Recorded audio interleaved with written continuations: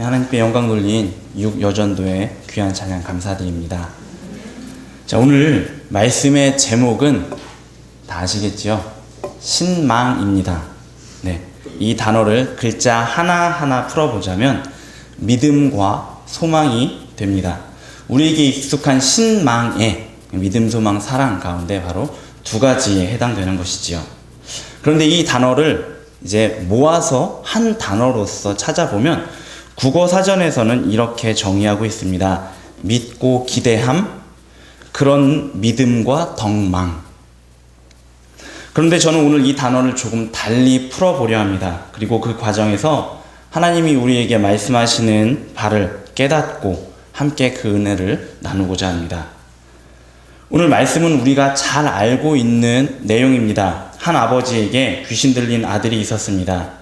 그런데 그 아이에게서 이 귀신을 쫓아낼 방법이 전혀 없었습니다. 어려서부터 귀신 들려서 온갖 고생을 다 했지요. 그러다 그 아이의 아버지가 예수님에 대한 소문을 듣습니다.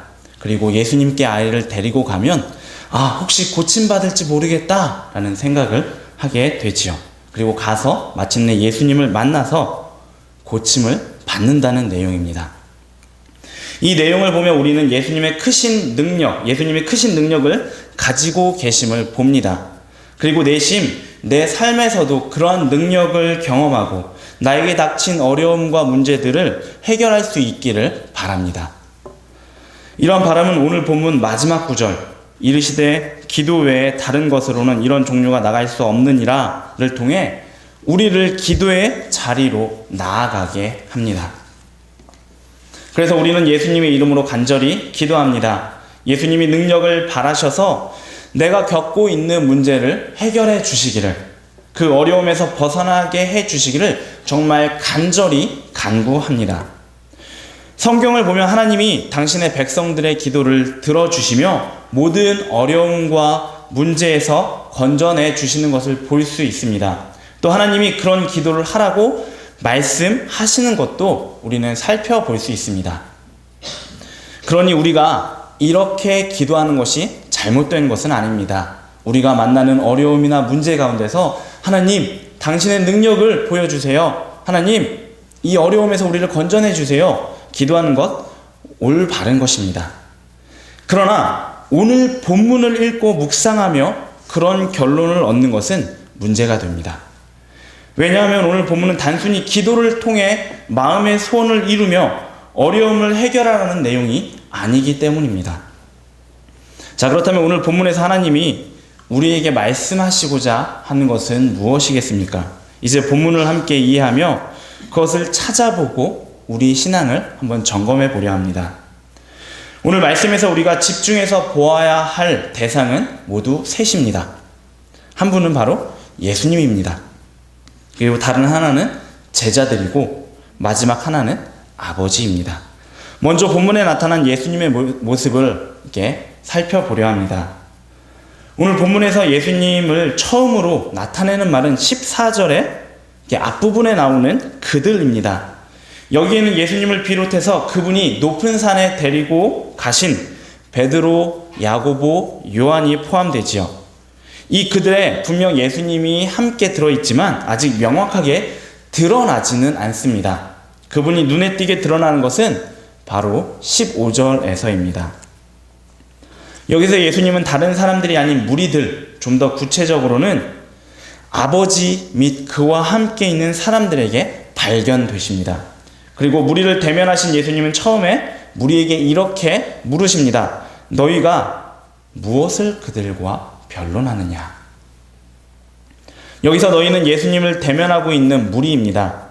그리고 그들은, 예수님이 말씀하신 그들은 제자들 또는 서기관들입니다. 예수님의 이 질문에 무리 가운데 있었던 한 사람, 바로 이 아버지가 대답합니다. 바로 제자들이 자신의 아들을 고쳐주지 못했다라고 말씀드리지요. 그러자 예수님은 탄식하십니다. 믿음이 없는 세대여, 내가 얼마나 너희와 함께 있으며 얼마나 너희에게 참으리요? 라고 말입니다. 이렇게 탄식하신 예수님은 이제 아버지에게 아이를 데려오라고 말씀하십니다. 그런데 이때 아주 특별한 일이 발생합니다. 아버지가 아이를 데려왔다고 하는데 정작 본문에서는 귀신이 예수님을 만나게 되었다라고 증언하고 있습니다. 이는 아이 안에 있던 귀신이 예수님 앞에 서게 되었다는 것을 아주 명확하게 알려주는 것입니다. 그리고 예수님 앞에 선 귀신은 이제 자지러지기 시작합니다. 물론 그 현상은 아이에게서 나타납니다. 아이는 심히 경련하고 땅에 엎드러지고 구르며 거품을 흘립니다. 이는 아이가 보이는 이러한 증상은 바로 아버지가 말한 증상과 같습니다. 그러나 이때 나타나는 증상은 그 원인이 완전히 다릅니다. 그 이전에는 귀신이 아이를 장악하고 그를 죽이고자 그러한 증상들을 일으켰다면 지금은 절대자이신 예수님 앞에 선 귀신이 그분의 능력 앞에, 그분의 존재 앞에 견딜 수 없기에 나타나는 증상인 것입니다. 즉 예수님 앞에 선 귀신이 예수님을 얼마나 두려워하는지 보여주는 대목입니다. 예수님은 아이에게서 나타나는 증상을 보시고 이제 아버지에게 아이의 발병 시기를 물으시고 아이를 고쳐주십니다. 그 사이, 그 과정에서 예수님은 아이의 아버지에게 믿음에 대해서 말씀하시지만 아이의 아버지는 온전한 믿음을 가지고 있지 못합니다. 이어서 예수님이 탄식하시자 아버지는 믿음을 간구합니다. 예수님은 그것을 보시고 아이에게서 귀신을 쫓아내십니다.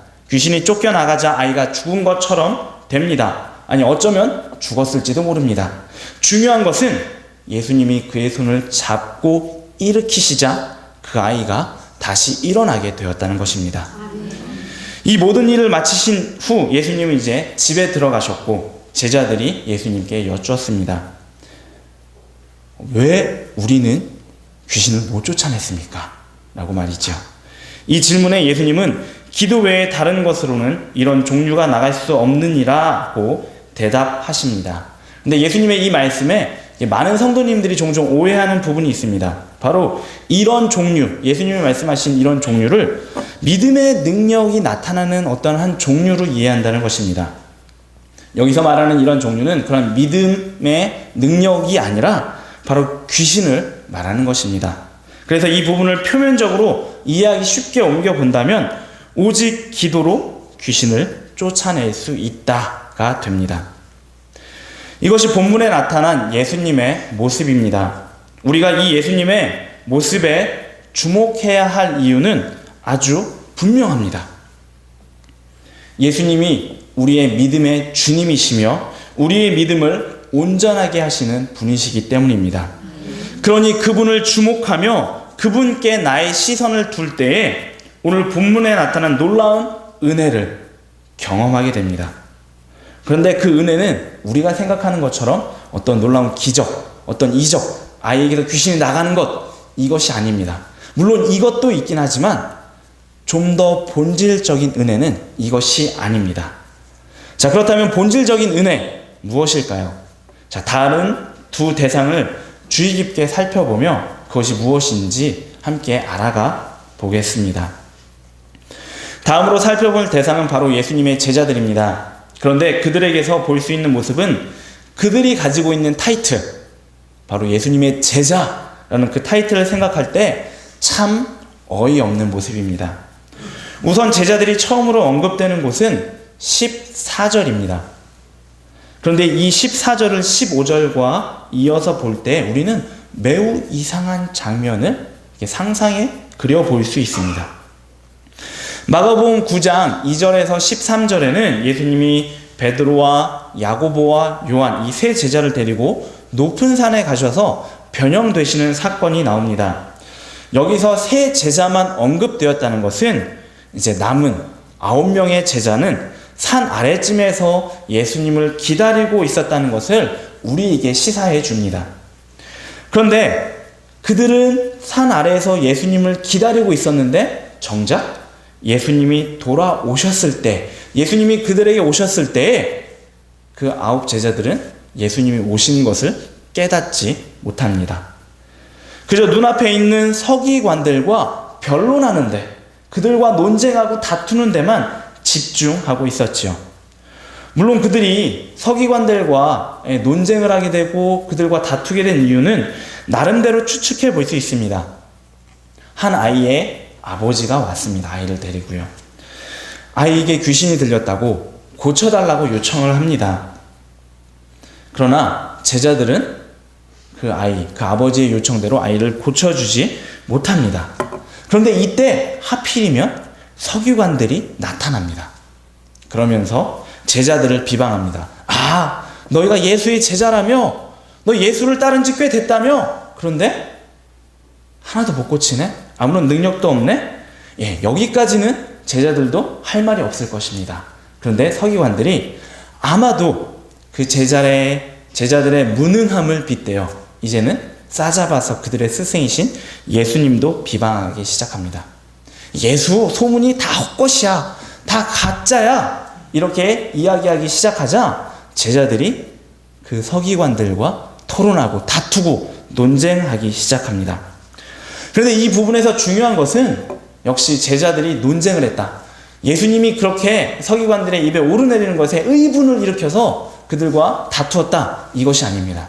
중요한 것은 예수님이 그 제자들에게 오셨음에도 그들은 예수님이 오신 것을 깨닫지 못하고 그저 대적자들과 다투는데 온 힘과 온 정신을 다 쏟고 있었다는 것입니다. 이 부분에서 우리는 제자들이 매우 무지하다는 것을 깨닫게 됩니다. 오늘 본문에는 제자들이 두 번 더 언급됩니다. 바로 18절과 28절입니다. 18절에서는 아이의 아버지가 자신이 당면한 상황을 예수님께 말씀드릴 때 제자들이라는 단어를 사용하는데 그 내용은 제자들의 무능함을 고발하는 것입니다. 아이의 아버지에게서 제자들의 무능함을 들으신 예수님은 이렇게 탄식하십니다. 믿음이 없는 세대여, 내가 얼마나 너희와 함께 있으며 얼마나 너희에게 참으리요. 예수님의 탄식은 분명 넓게는 그 세대 온 사람들을 향한 것입니다. 그러나 우선적으로는 무능하고 무지한 제자들을 향합니다. 그리고 예수님의 이 탄식이 나타난 얼마나라는 단어를 생각할 때 아마 제자들은 예수님과 함께 생활한 지, 그분의 제자로 부름받은 지 꽤 오래되어 보입니다. 아마도 3년 가까이 다 되었던 것 같습니다. 예수님의 제자로서 부름받고 그분의 공생의 기간 거의 전체를 함께 했음에도 불구하고 예수님께 많이 듣고 보고 배웠음에도 불구하고 그들은 여전히 무지하고 무능했던 것입니다. 그래서 예수님은 이렇게 탄식하신 것입니다. 본문에서 마지막으로 제자들이 언급되는 부분은 28절입니다. 여기서 제자들은 집에 들어가서 예수님께 이렇게 여쭙습니다. 우리는 어찌하여 능히 그 귀신을 쫓아내지 못하였나이까? 우리가 보기에는 제자들의 이런 질문이 전혀 잘못된 것 같지 않습니다. 어쩌면 당연히 제자들이 이렇게 질문할 수밖에 없다라고 생각할 것입니다. 그러나 제자들의 이런 모습은 여전히 그들의 무지함을 보여줍니다.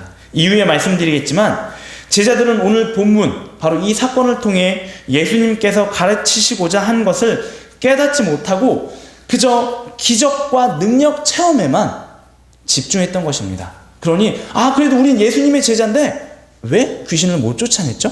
예수님을 쫓아내는데 왜 우리는 못 쫓아냈죠? 라고 예수님께 이렇게 표면적인 부분만을 놓고 질문했던 것이지요. 제자들의 모습을 살펴볼 때 흥미로운 점이 두 가지 더 있습니다. 하나는 제자들의 무지함이 남아있던 9명의 제자들 뿐만 아니라 예수님과 함께 간 그 세 제자들에게서도 발견된다는 것입니다. 높은 산에서 예수님의 변형되신 것을 목격한 베드로는 예수님께 이렇게 말씀드리지요. 우리가 잘 알고 있습니다. 랍비여, 우리가 여기 있는 것이 좋사오니 우리가 초막 셋을 짓되 하나는 주를 위하여, 하나는 모세를 위하여, 하나는 엘리야를 위하여 하사이다. 마가복음의 저자는 이 말씀에 이어서 세 제자들이 무슨 말을 할지 알지 못했기 때문에 이렇게 말했다라고 전합니다. 곧 이 세 제자들 또한 예수님에 대해서 무지했다는 것입니다. 그리고 이러한 무지는 오늘 본문 이후에 극치를 이룹니다. 그 내용은 이것이지요. 예수님이 당신의 순환과 죽으심과 부활에 대해서 제자들에게 말씀하십니다. 이때 이미 두 번째 말씀하시는 때인데요. 제자들은 이 말씀을 듣고 전혀 깨닫지 못합니다. 두려워하기까지 하고요. 자, 제자들의 모습을 살펴볼 때 흥미로운 두 번째 부분은 바로 예수님은 오늘 본문에서 거의 모든 내용에 있어서 아이의 아버지와 대화를 하시지 제자들을 상대하고 계시지 않는다는 것입니다. 바로 오늘 본문 자체가 이 무지한 제자들에게 보이지 않음으로써 역설적으로 집중하고 있는 것을 우리는 알게 됩니다. 따라서 오늘 본문에서 우리는 제자들을 이렇게 평가할 수 있습니다. 예수님의 제자라고는 하지만, 그분의 이름을 달고는 살지만 그분이 오신 것을 깨닫지도 못하고 그분을 알지도 못하고 그분의 제자로서 아무런 능력이 없는 자들이라고 말이지요. 우리가 이런 제자들의 모습에 주목해야 할 이유는 바로 우리가 그 제자들과 같은 사람이기 때문입니다. 제자들이 3년 가까이 예수님과 생활한 것처럼 우리는 수십 년을 예수님을 믿으며 신앙생활해 온 사람들입니다. 그러나 제자들이 예수님께 무지했고 예수님의 제자로서 무능했던 것처럼 우리는 자주 실족하고 넘어집니다. 지금까지 여러분 하나님의 말씀 얼마나 들으셨습니까? 다 기억이 나십니까? 셀 수 없을 정도지요. 정말 닳고 다를 정도로 하나님의 말씀을 읽고 듣고 묵상하고 가까이 하셨을 것입니다. 그런데 한번 생각해 보십시오. 그 말씀 얼마나 기억하십니까? 얼마나 그 말씀을 내 삶 가운데서 경험하며 살아내고 계십니까?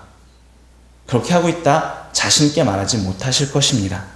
우리는 그렇게 많이 듣고 많이 경험한 말씀에도 불구하고 매 순간 그 말씀을 잊어버리고 망각하고 잃어버립니다.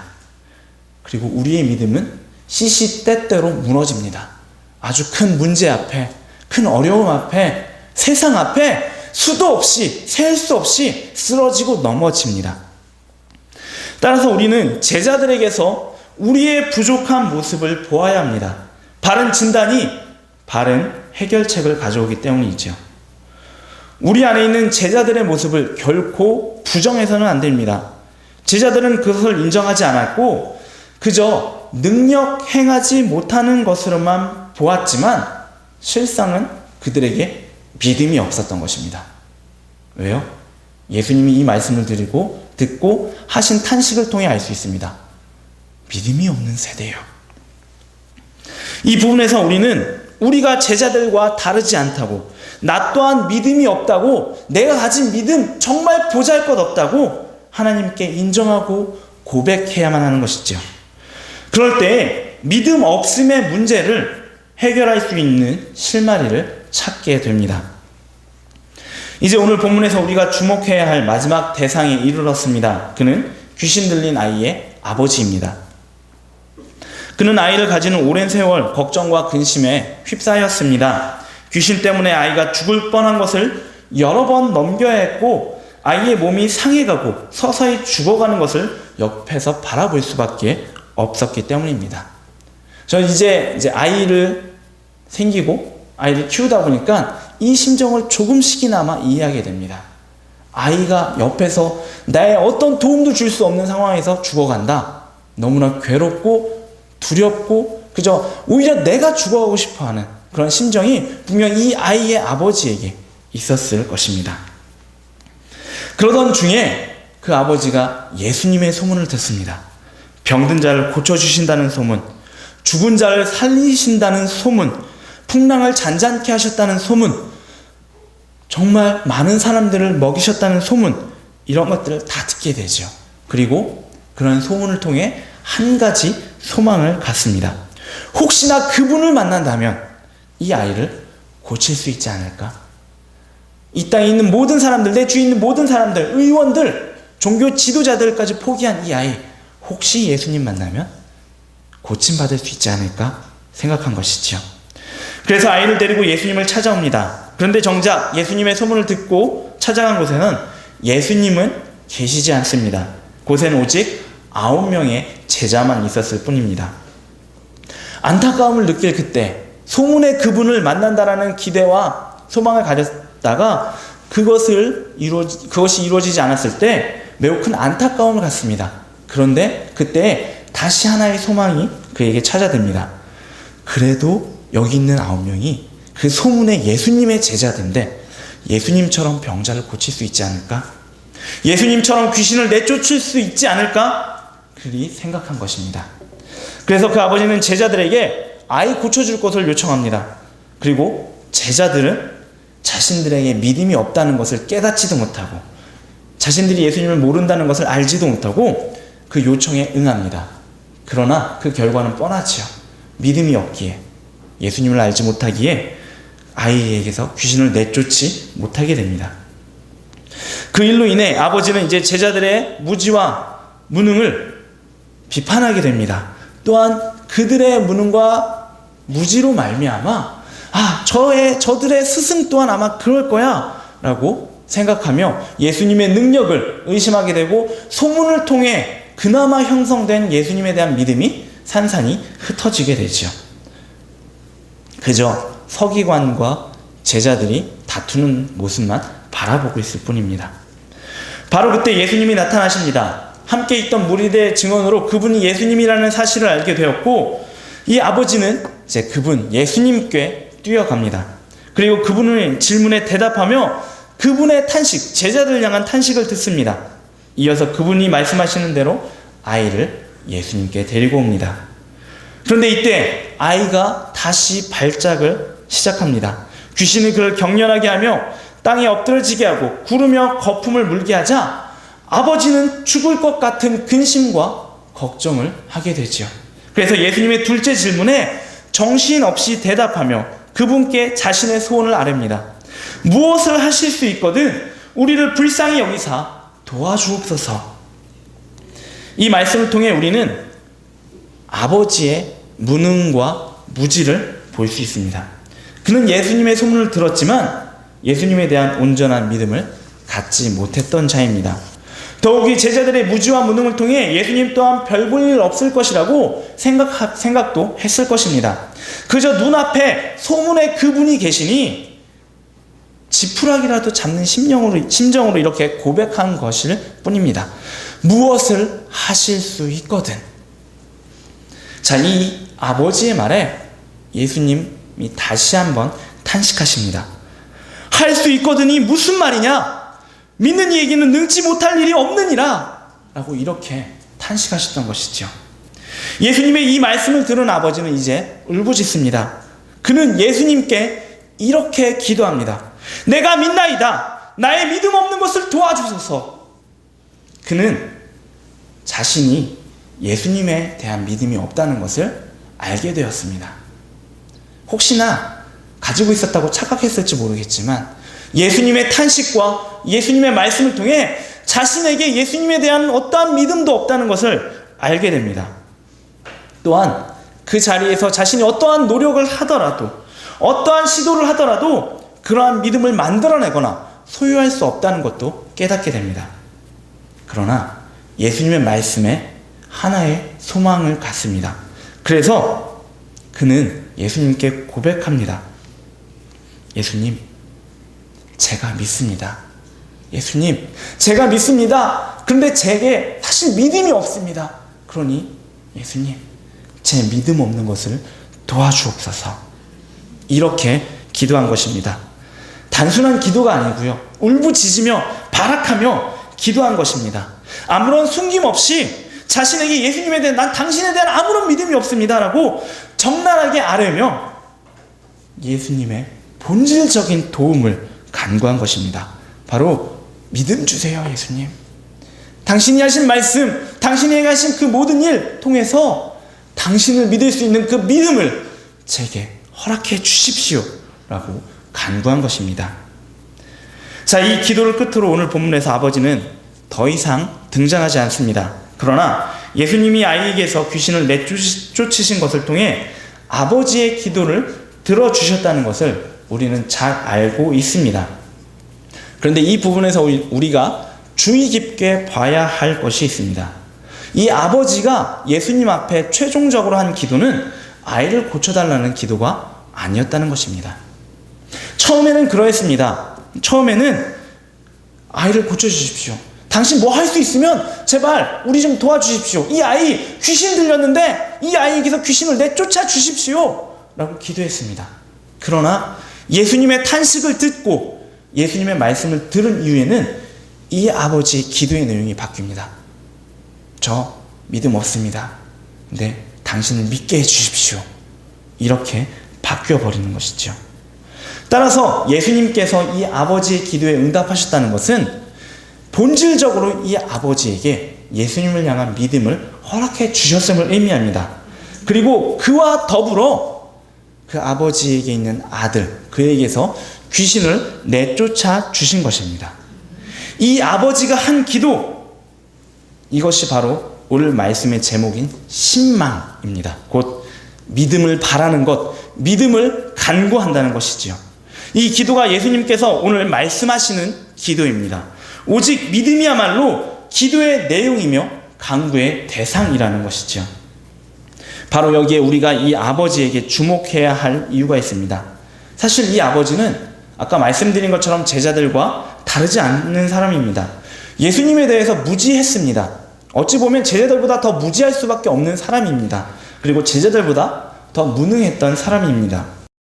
그러나 그는 분명 제자들과 달랐던 사람입니다. 제자들은 스스로를 예수님의 제자라고 대단한 믿음을 소유했다고 평가했습니다. 그러니 믿음 없는 것을 깨닫지 못하고 스스로 귀신을 내쫓고자 시도했던 것이죠. 그러나 이 아버지는 예수님의 말씀을 통해 자신에게 믿음이 없다는 것을 깨닫습니다. 그래서 예수님께 믿음 달라고, 온전한 믿음을 내려달라고 간구했던 것입니다. 스스로 믿음이 있다 여긴 제자들과는 전혀 다른 마음가짐이지요. 내가 믿습니다. 나의 믿음 없는 것을 도와주소서라는 이 아버지의 기도, 바로 이 신망, 이 기도는 오늘 우리의 기도가 되어야 합니다. 그래야 제자들과 같이 예수님에 대해 무지한 내가, 예수님의 이름을 달고는 살지만 무능한 내가 변화받게 됩니다. 예수님이 칭찬하실 온전한 믿음을 붙잡을 수 있게 됩니다. 이것이 우리가 바로 이 신망, 이 기도를 해야 될 첫째 이유입니다. 그렇다면 둘째 이유는 무엇이겠습니까? 그것은 이 시대가 험악하고 이 시대에 유혹이 많다는 것입니다. 우리가 온전한 믿음을 붙잡고 있다 하더라도 세상은, 어둠의 세력들, 마귀와 사탄들은 계속해서 그것을 방해하고 그 붙잡은 믿음을 놓게 하려 하죠. 근데 이 부분에서 우리는 믿음에 관해서 조금 이해를 달리할 필요가 있습니다. 우리는 흔히 믿음을 소유하는 것으로 이해합니다. 그래서 저 사람의 믿음 대단해, 저 사람은 큰 믿음을 가지고 있어 라고 생각을 하지요. 그러나 사실 믿음은 어떠한 소유의 개념이 아닙니다. 바로 관계의 개념이지요. 즉 내가 어떤 신뢰와 확신을 가지고 내가 저 사람 믿어줄 거야, 내가 저 사람 신뢰해 줄 거야, 그것을 내가 가지고 있는 것이 아니라 그 대상이 되는 분과의 관계에서 자연스럽게 생겨나는 것입니다. 여기서 주목해야 할 것은 바로 그 대상과의 관계입니다.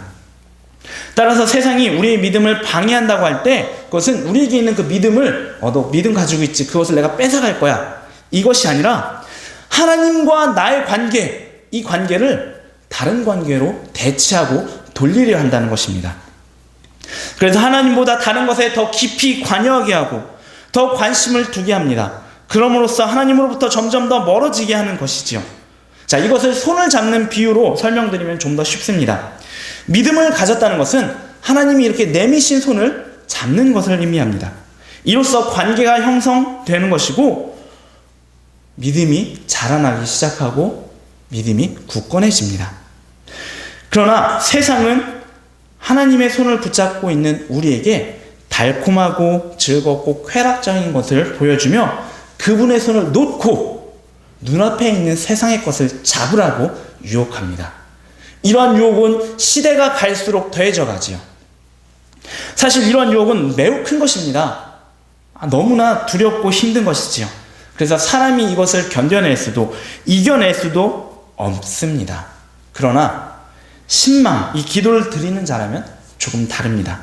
이 기도는 내 힘으로, 내 능력으로 그 하나님께서 내미신 믿음의 손을 붙잡고 있겠다라고 하는 기도가 아닙니다. 이것은 오히려 반대로 붙잡고 있는 내 손을 더욱더 강한 손으로 붙잡아 달라고 하는 기도이기 때문입니다. 따라서 이 기도는 이렇습니다. 예수님, 제가 세상의 유혹에 빠져 혹시나 예수님의 손을 놓으려 할 때 제 손을 더 꼭 잡아 주십시오. 결코 놓지 말아 주십시오. 더 강하게 잡아 주십시오. 그래서 제 믿음이 흔들릴 때에도 주님께 붙잡힌 자, 흔들리지 않는 믿음을 붙잡은 자가 되게 해 주십시오 하는 것이지요. 바로 이것이 이 신망, 이 기도인 것입니다.